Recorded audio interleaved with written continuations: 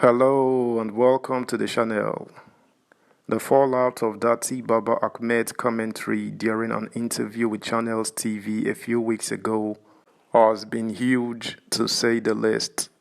In the wake of the interview, Channels TV has been fined a sum of 5 million naira for failing to rein in the Labour Party's vice presidential candidate.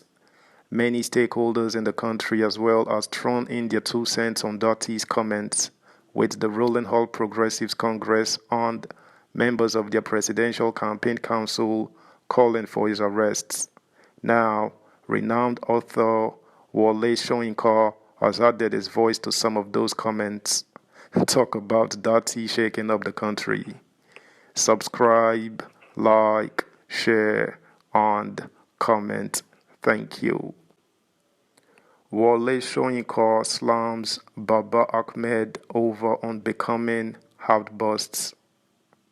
Nobel laureate Professor Wole Soyinka has denounced the menacing utterances of the vice presidential candidate of the Labour Party, Datti Baba Ahmed, describing it as unbecoming.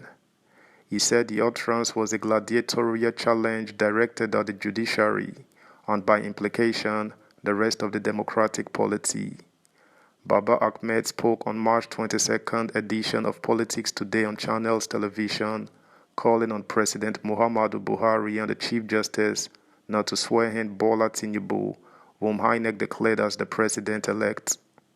He insisted that declaring Tinubu a winner and issuing him a certificate of return was against the Constitution. Reacting to the utterances, the National Broadcasting Code NBC fined Channels Television 5 million naira for allegedly violating the NBC code in a program with Baba Ahmed. NBC said Datti's comments on Seun Okinbaloye anchored Politics Today on Wednesday, 22nd March, was capable of inciting public disorder and violated some sections of the Broadcasting Code.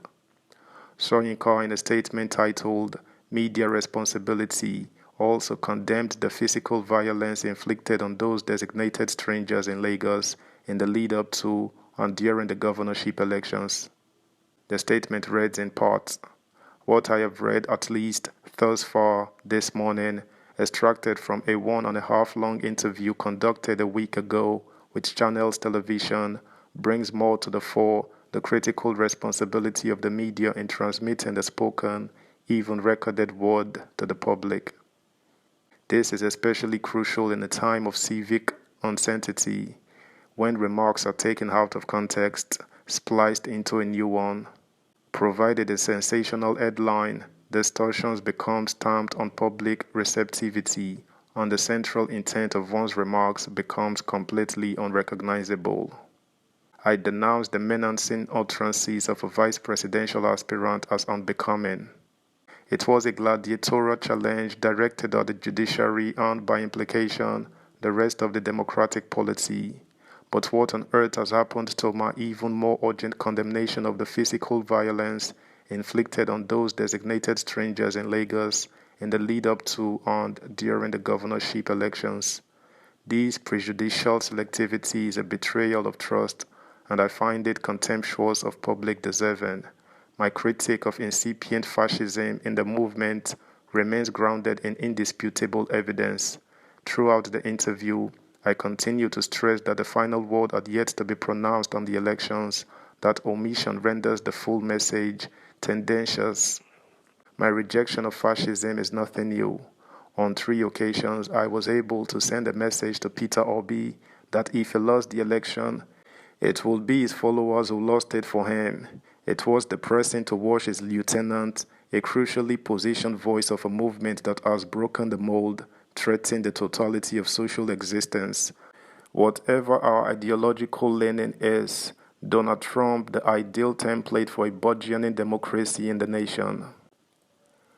Subscribe, like, share, comment, and please turn the notification bell on. Thank you.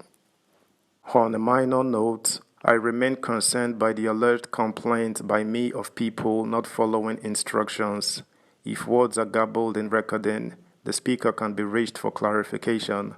Else, Simply leave out the unclear section completely to avoid misrepresentation. After all, piecemeal transmission is legitimate proceeding as long as a part is not presented as the whole. I am not a member of the Labour Party, so how can giving instructions become my role? Like a number of others, I have admittedly contributed to the making of this moment going back several years, and it is painful to have the followers of such a movement send it slithering backwards and down the fascistic slope.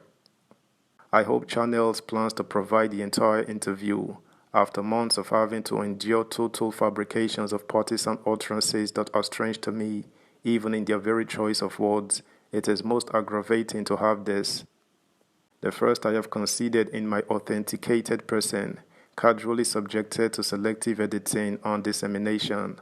Let us play by the rules of mutual obligation or else abandon public discourse altogether.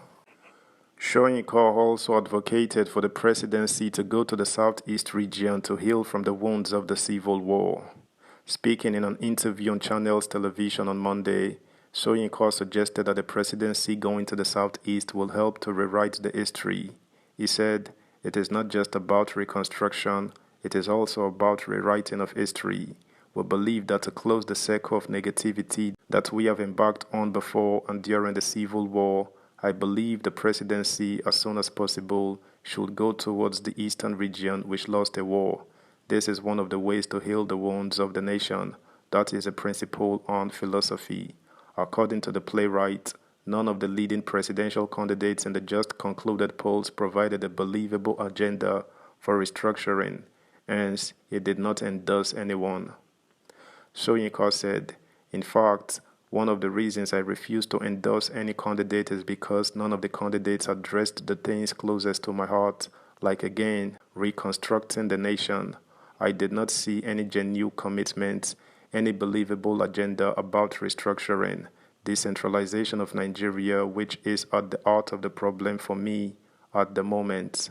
People were concerned with just aiming for power." He also expressed disappointment about the conduct of the just concluded 2023 general election.